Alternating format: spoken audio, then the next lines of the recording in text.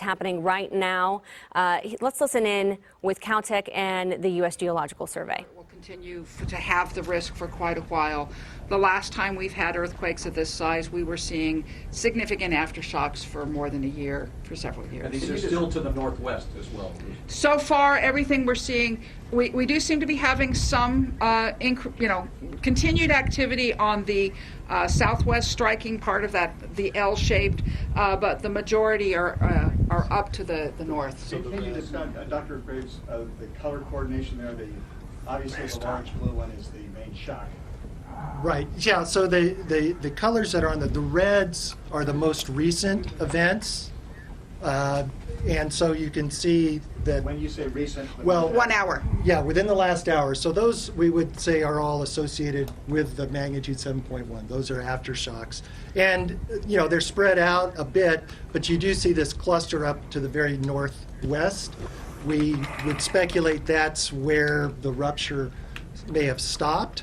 But we can't confirm that until we actually have some more data and have people get the reports back from people in the field. You said you have geologists on the ground there. Are they reporting back to you at this point? No, we have not been able to get communication. It's going to be difficult actually to get out there because it is on the naval weapons station.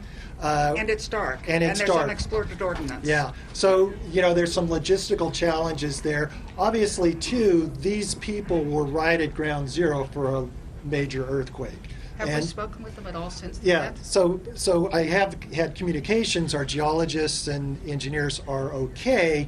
But, it's nighttime. There may be issues driving around on roads. There may be structures that are damaged.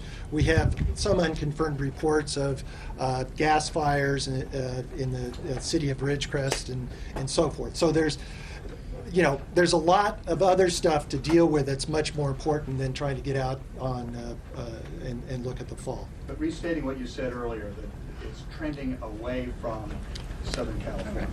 Yes, and I think it's worth reminding, because we're talking about the probabilities, we're talking about triggered earthquakes. It's important to remind people, mostly you trigger the earthquakes right where you had the first one. The ability to trigger dies off very rapidly with distance. There's some possibility, as out for a few times the fault length. So we haven't seen triggered earthquakes more than about 3 to 4 times the length of the fault that moved in the main shock. And this looks to be about 25 miles long. So we're getting out, maybe out over 70, 80 miles. We possible to see stuff. That's the extreme of it. And do we know what triggered the 7.1? Well, it was triggered by the 6.4. So this is an earthquake sequence. These earthquakes are related. If you go and do a calculation, what's the chance that they're independent? It's essentially 0. And Dr. Jones, You were guesstimating on the power logarithmically of a 7.1 being larger than a 6.4. Could you go over that again? I didn't go and redo the calculations, did you?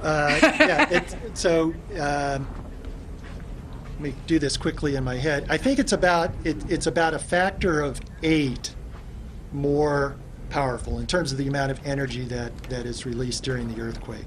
Now it's being released over a larger area and a longer time. And I think that's folks here in the LA region can attest to that. The ground shaking was pretty long. We would estimate that the actual rupture for this magnitude 7.1 probably took between 15 and 20 seconds, for it to rupture to start at the epicenter and then propagates out across the fault. Until we get a chance to look at the data in more detail, we can't be more certain about that. And yesterday you said the 6.4 was about 5 seconds. 5 to 10, we got some data that showed it was a little on the slow side. Yeah, a little longer. And this one? Probably about the same. Again, these are, the data needs to be downloaded and massaged, and it's Friday night, and so. Doctor, one question I always find fascinating is, because I've heard you talk about it before, as best you can tell, the information isn't in the Earth's surface in advance of an earthquake that we can go, okay, something's going to happen there. But this is all retrospect, of course, does this help that research?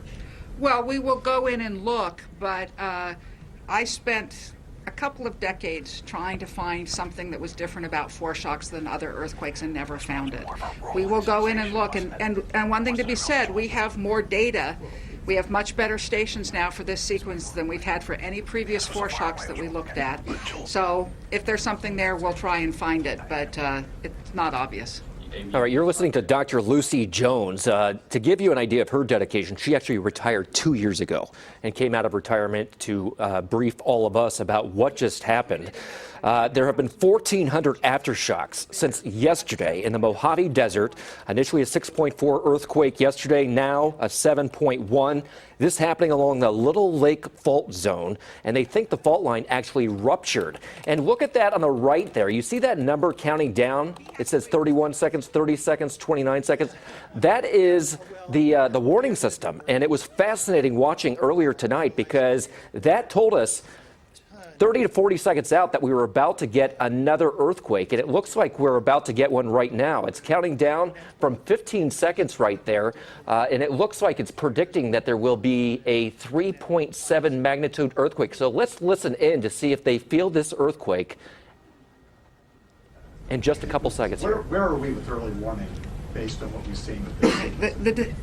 The early warning system worked well. The problem was the distribution to public, and that was a policy decision that doesn't rest with us. It is being discussed whether or not the threshold should be lowered and give out those sort of warnings. Policy at what level? In the USGS. Yeah. You've got a really pretty right angle here between all of these clusters. How often do you see something like that?